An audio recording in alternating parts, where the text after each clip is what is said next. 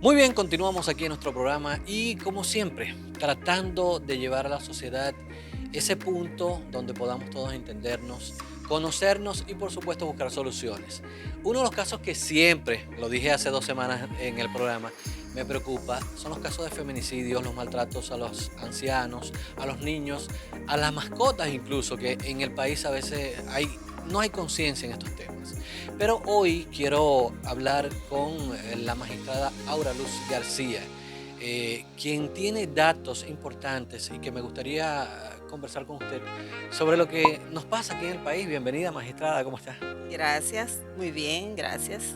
¿Cómo se siente esta pandemia, esta situación, esta convulsión? Bueno, con respecto a la pandemia, puedo decirle que toda crisis trae situación que hay que mirarla y sacar lo positivo y aprender de lo negativo.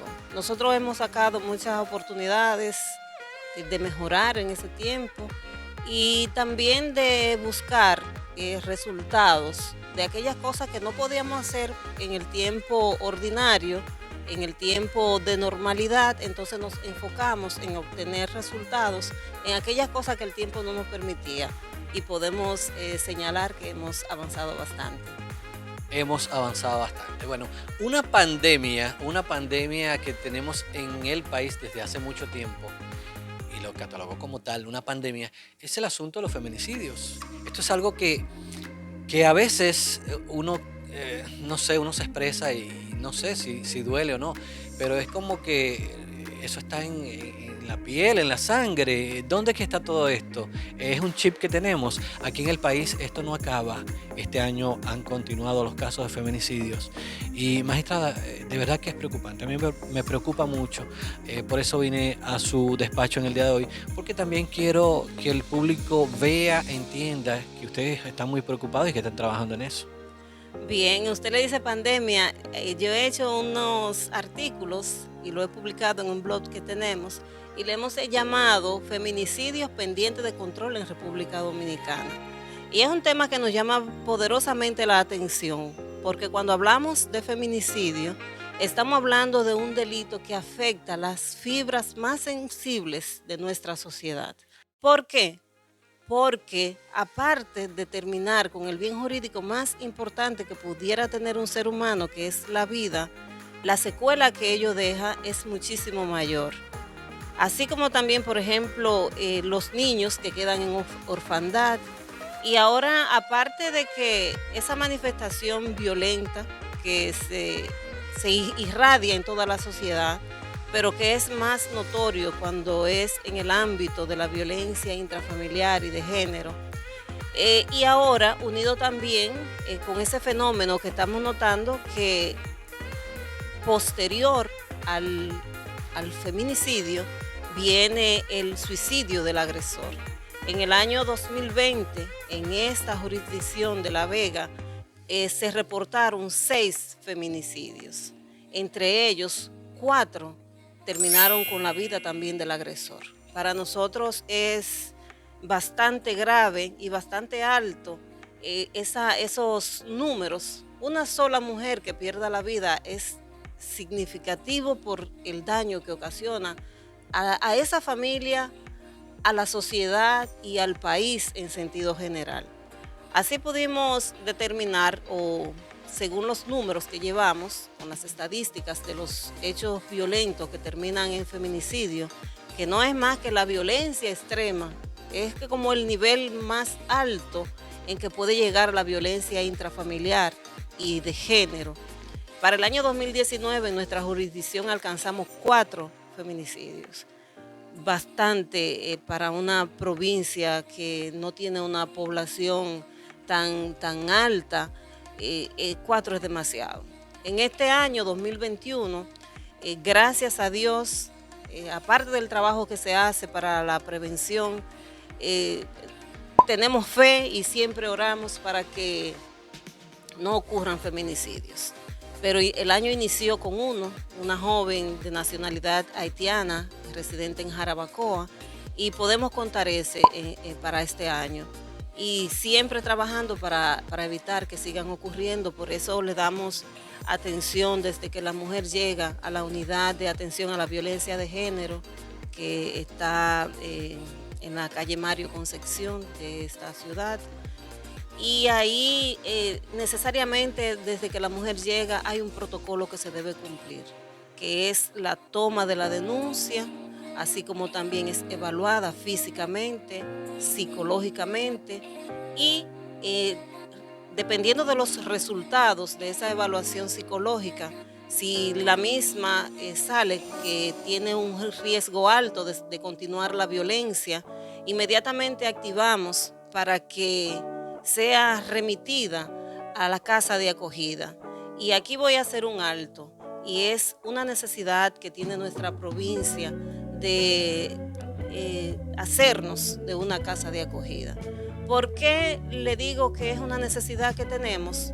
Porque cuando hay un riesgo alto de violencia, nosotros tenemos muchas veces que trasladar a esa mujer a Santiago, que es donde queda la casa de acogida más cercana.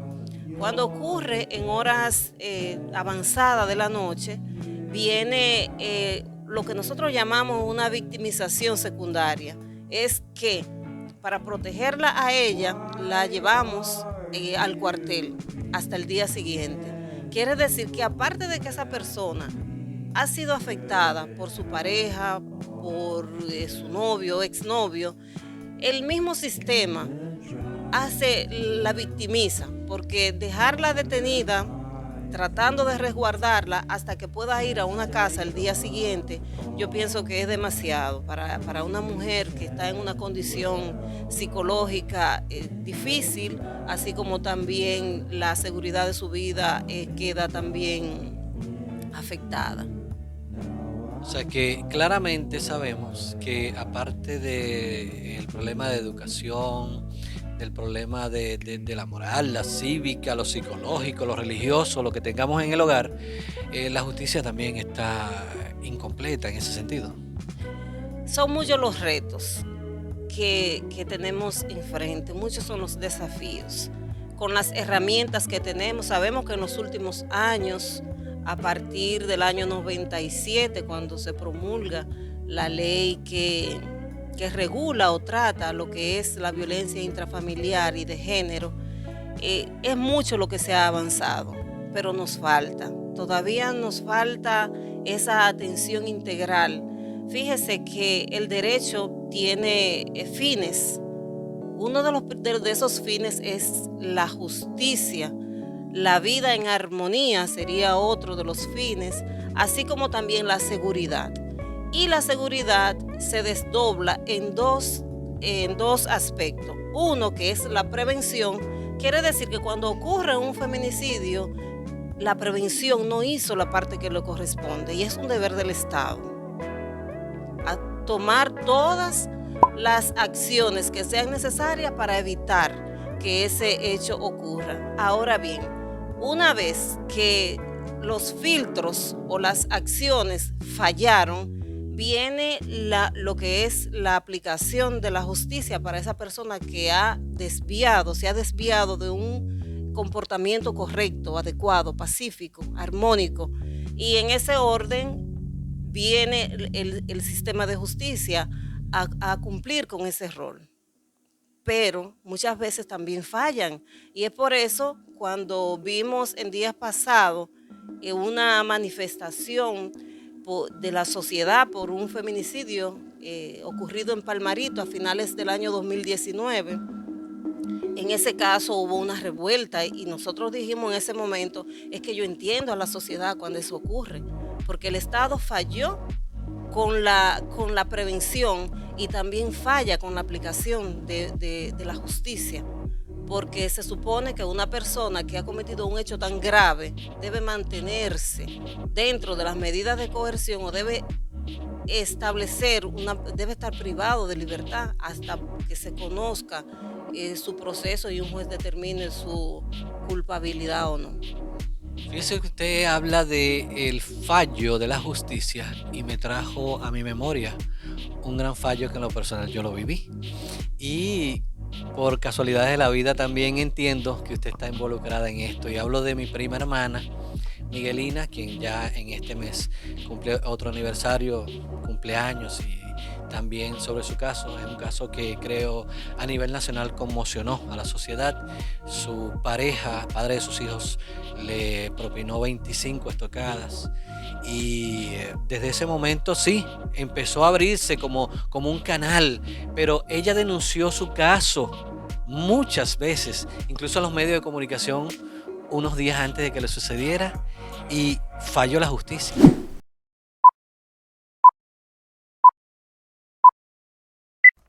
Amenazándome con que me iba a matar.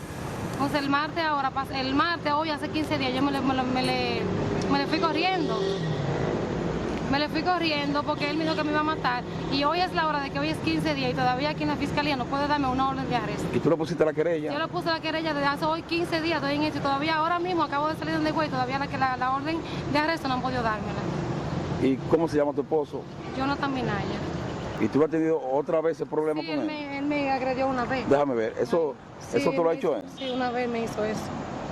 ¿Y tú tienes hijos con él? ¿Tú Sí, tienes hijos tengo con dos él? niños, que casualmente anda uno de ellos con él y corre riesgo porque él no está bien. ¿Tú crees que tiene problemas mentales? No sé si es mental o si es de droga. No sé, Él usa pero vicio, sí. usa vicio. Él usa vicio. Sí. ¿Y qué tú esperas de la justicia? No, yo no sé qué yo espero nada. Parece que la justicia se toma con la mano porque hoy tengo 15 días y no han hecho nada todavía. ¿Y tú vives sola? Yo en mi casa sí, pero yo tengo 15 días que salir fuera de mi casa, estoy en la casa de una amiga mía. ¿Y tú temes por tu vida? Claro. ¿Y tú tienes alguna orden de arresto o algo así? No, la orden de arresto no, la orden de un acompañamiento policial. Déjame ver. O sea, que cualquier cosa, un ejemplo, podían buscarlo si me hacía cualquier cosa. ¿De esto y no te lo dan? 15 días tengo hoy. Hace 15 días que me fui de mi casa. ¿Y tú has venido aquí y todo? Sí, ya he venido muchas veces. La magistrada Wendy Sánchez es excelente. Ella me ha hecho de todo por mí, pero es aquí en Palacio que no han hecho nada. No han dado la orden de arresto. ¿Aquí no han dado la orden de arresto? El juez la ha rechazado. Parece que tú tienes que venir con una puñalada, tienes que traerte una caja de muertos para que puedan actuar ellos. Porque de lo contrario parece que como no hay agresión física, ella a mí no me hizo nada. Simplemente me amenazó, yo me fui porque le temo a que él me mate. O sea, usa vicio, hace de todo. No sé, no, aquí tienen que venir una caja de muertos o con la puñalada aquí, que vengan y te cosan.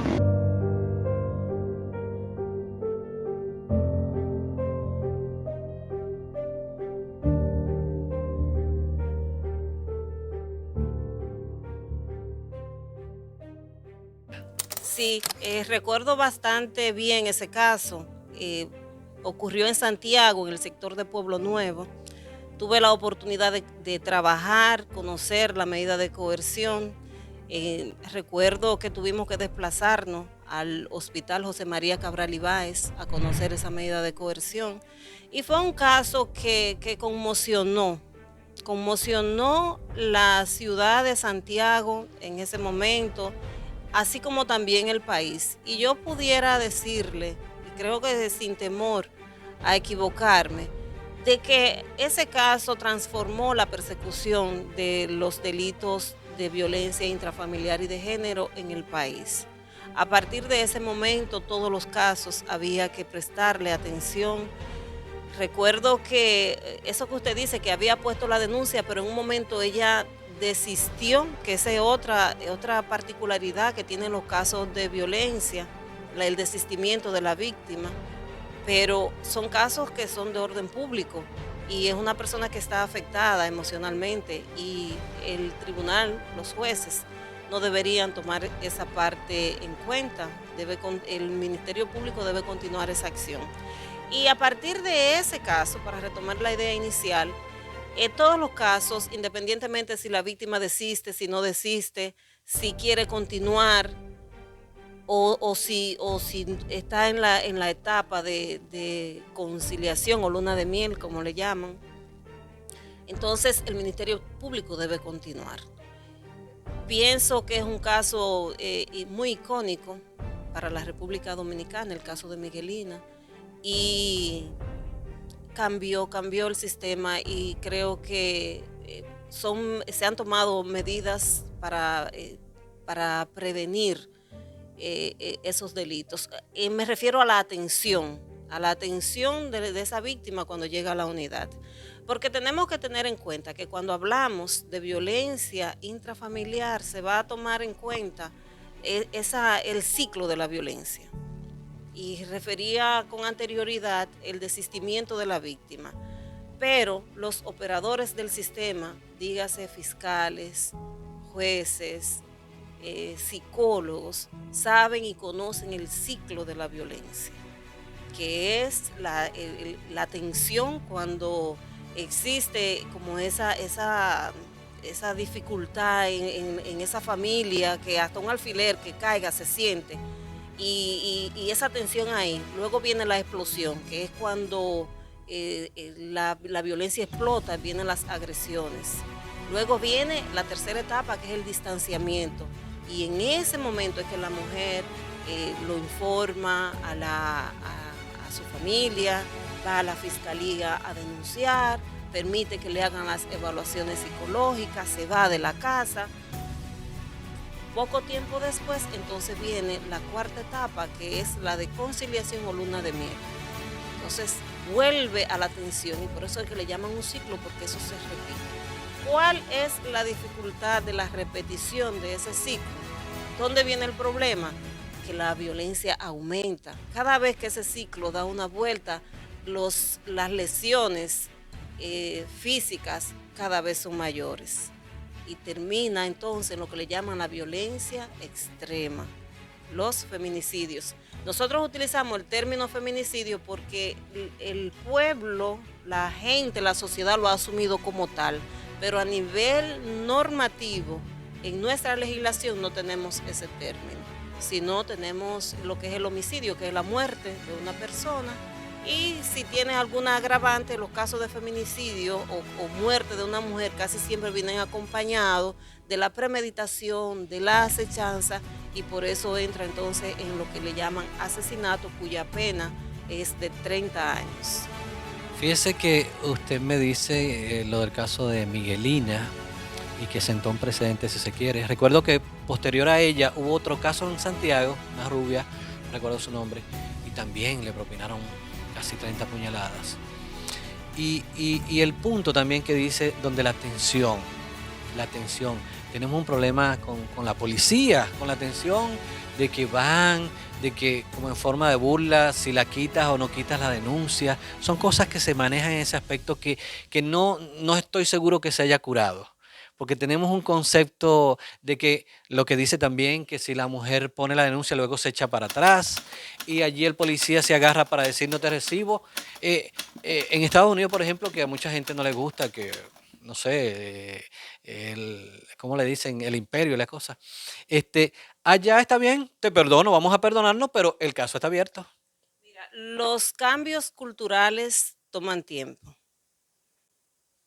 y es mucho lo que se ha avanzado, y la policía está especializada, o hay policías especializados en el área.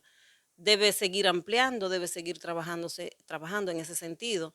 Con respecto a cuando digo que los cambios culturales se toman tiempo, antes era muy normal cuando una mujer era agredida, que ella iba donde la mamá y la mamá le decía, ay, hombre, tranquila, que eso es un problema de marido y mujer.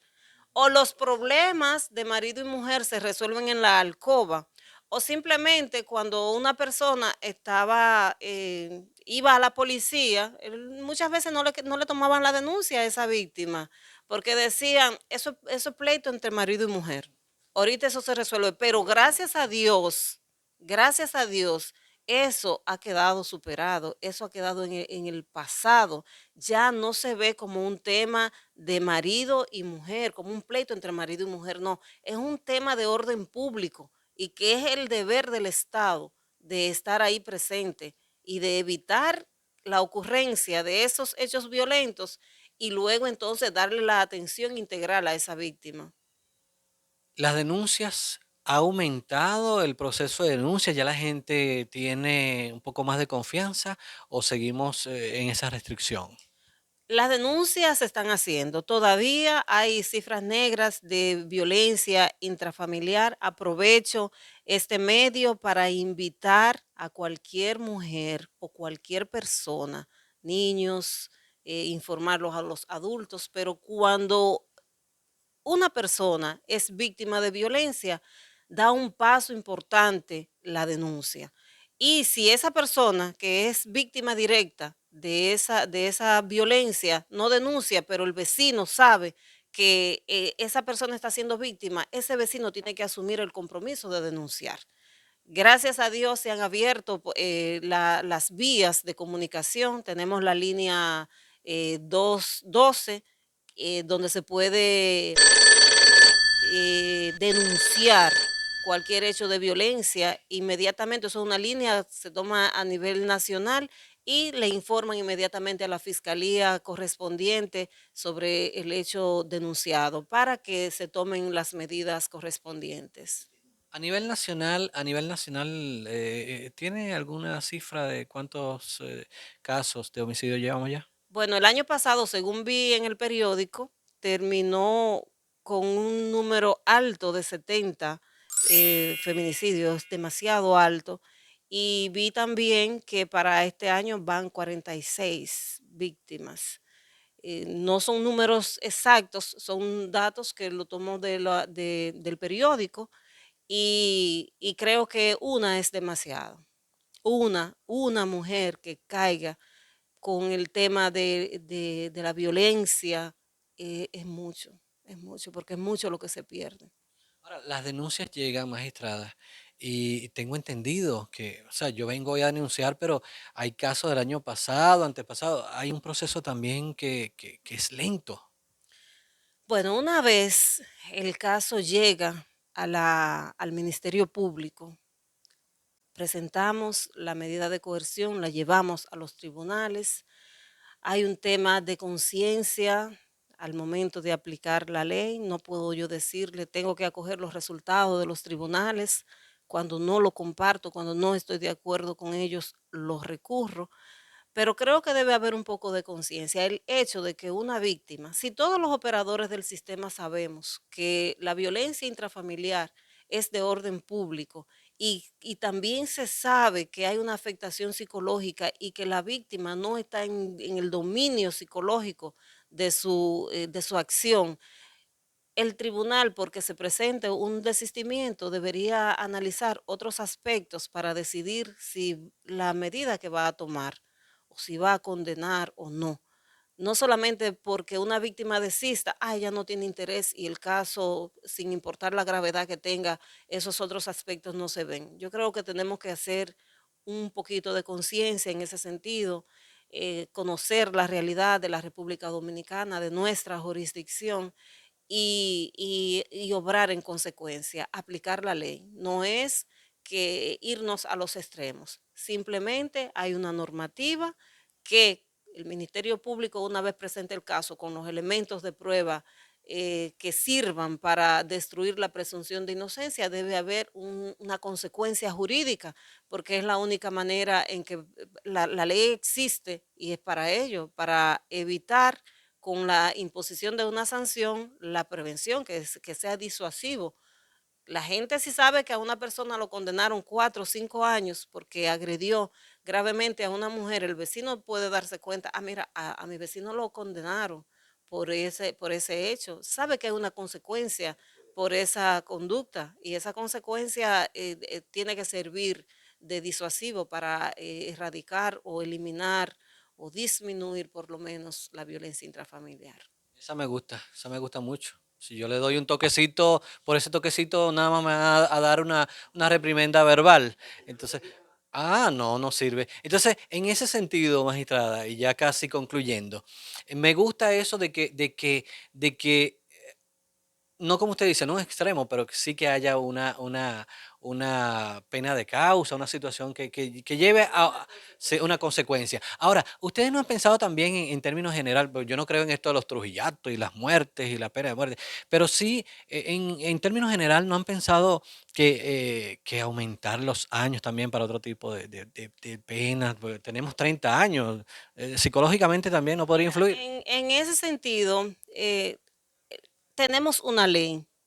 Y, por ejemplo, nosotros en lo que va de este año hemos depositado eh, prácticamente alrededor de 400 actos conclusivos de acusación solamente en materia de género. Pero si nos vamos a las estadísticas de lo que nosotros presentamos a los tribunales y de lo que sale de los tribunales, hay una diferencia abismal. Del año 2019, 13 audiencias se conocieron en uno de los colegiados. Entonces, se conocieron 13 casos de 400 que nosotros depositamos. Entonces, no es pena, no es el alto, no es la pena alta, sino es que hay un cuello de botella, hay un embudo para el conocimiento de los casos. Y eso nosotros tenemos que trabajar juntos para, tanto el Ministerio Público como el Poder Judicial, tenemos que aunar los esfuerzos para obtener los resultados que espera la sociedad y que merece. Necesita los resultados de los casos que son judicializados. Y con ese punto definitivamente ahí sí me deja usted amarrado, porque como nos manejamos, de que las cosas aquí, todo es un letargo, todo es una reunión y después de la reunión viene otra reunión y nunca llegamos a la conclusión. Yo no sé cuándo vamos a ver eso que yo creo que sería una solución. Bueno, hay que poner manos a la obra, hay que accionar. Con respecto a la violencia intrafamiliar, yo pienso que no es solamente policía, no es solamente Ministerio Público, no es solamente jueces. Yo pienso que debe haber una conciencia colectiva, una conciencia social, donde todos debemos entender que la vida en armonía, que la vida sin violencia es posible, pero tenemos todo que poner de nuestra parte. Bien que el Estado, los operadores del sistema tienen una responsabilidad de atención, por ejemplo, el Ministerio Público debe investigar todos esos hechos, tiene que procurar que hayan sanción y lo lleva a los tribunales, pero debe haber políticas claras, precisas, destinadas a la prevención, prevención de toda índole, tanto primaria, secundaria y terciaria. ¿Por qué? Porque a esa persona que ya cometieron el delito, a esa persona que ya están judicializados y probablemente sancionados, esa persona tiene que haber una reinserción a la sociedad, porque las condenas, en caso de violencia intrafamiliar, la pena son 5 años, si es una violencia grave, que no llegó a la muerte, 10 años. Entonces, esa es la pena máxima que tenemos ahí. Pero los 5 años se cumplen, los 10 años se cumplen, los 30 años se cumplen. Ahora bien, ¿qué hacemos con esa persona que está cumpliendo esa condena? ¿Va a volver a la sociedad a lo mismo? Entonces tenemos que hacer trabajo en ese sentido. Así como también cuando me refiero a la prevención primaria de la violencia intrafamiliar, es que debe estar en todos los órdenes. Desde que los niños están en la escuela, debe haber ahí una educación en la escuela y en la familia, fundamentado en una convivencia pacífica, porque a pesar de que se marca mucho la violencia intrafamiliar y la violencia contra la mujer, desde mi punto de vista entiendo que es que vivimos en un país violento en sentido general. Lo que pasa es que cuando ocurre con una mujer, llama mucho la atención, pero ocurren también con hombres. Entonces tenemos que trabajar la violencia, tenemos que dirigir acciones para disminuir la violencia y promover una convivencia pacífica, una vida de paz, donde las personas, sus conflictos, lo diriman de una forma no violenta a través de la comunicación. La gente por cualquier cosa hace una explosión violenta. Hay personas que si usted no le coge la llamada, oye, pero yo te llamé 4 veces porque tú no me devuelves. Oye, yo no vi esa llamada. Entonces, ya te están exigiendo de forma violenta. Y la violencia se manifiesta en todo, en cada momento. Si se pone de ahora en adelante a observar las conductas de las personas, va a ver que es que hay una violencia generalizada en toda la sociedad dominicana. Hasta por el roce de un vehículo donde no le ocurrió nada a ninguno de los dos vehículos, he visto que ha habido muerte. Y sale la persona, sale ese conductor con una pistola, con un bate que quiere matar al otro conductor. Señor, tenemos que mirar lo que ha ocurrido y darle, dosificar cómo vamos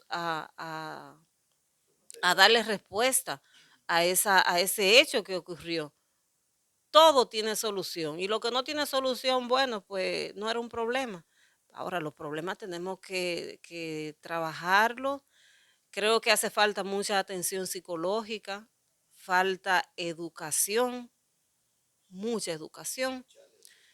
Eh, es multifactorial. Hay que trabajar muchos factores para disminuir el tema de la violencia en general y de manera particular la violencia intrafamiliar, que no podemos dejar de lado tampoco. Mucha educación, muchos valores, empieza en el hogar, también con lo que usted dijo, de que cuando llega la mujer, la hija, no hija, es con tu marido, es por tus hijos, nada. Bueno, el 212 es el número que nos dio, ¿verdad? Línea Vida. Línea Vida. Sí, Línea Vida es una línea destinada para recibir llamadas. No necesariamente tienen que informar con el nombre, simplemente decir en tal sitio hay una mujer, aportar la dirección, está siendo violentada o si es un niño, denunciar. Maestrada, muchísimas gracias. Bueno, nosotros estamos a la orden. Las puertas de esta fiscalía están abiertas no solamente para ustedes, sino para toda la comunidad. Creo que el que no ha tenido contacto con la fiscalía o con la magistrada, bueno, es porque no ha venido por aquí. Pero es importante también informar que tenemos redes sociales, Fiscalía de la Vega o Fiscalía LV, tanto en Instagram como en Twitter y en Facebook. Es bueno que también por el DM o un mensaje directo, cualquier denuncia también la podemos recibir por ahí. Y esa plataforma la utilizamos también para dar informaciones de los resultados de la fiscalía, cuando una persona le es impuesta una medida de coerción y con aquellos casos que son de interés para la ciudadanía. Y es un derecho, nosotros entendemos que tiene la ciudadanía de estar informado, entonces utilizamos esa plataforma para hacerlo. Así es que quedamos a sus órdenes por aquí. La magistrada Aura Luz García, aquí, creo que hemos conversado. Hay cosas que uno quisiera hablar, pero estamos en televisión, magistrada. Está usted en su despacho.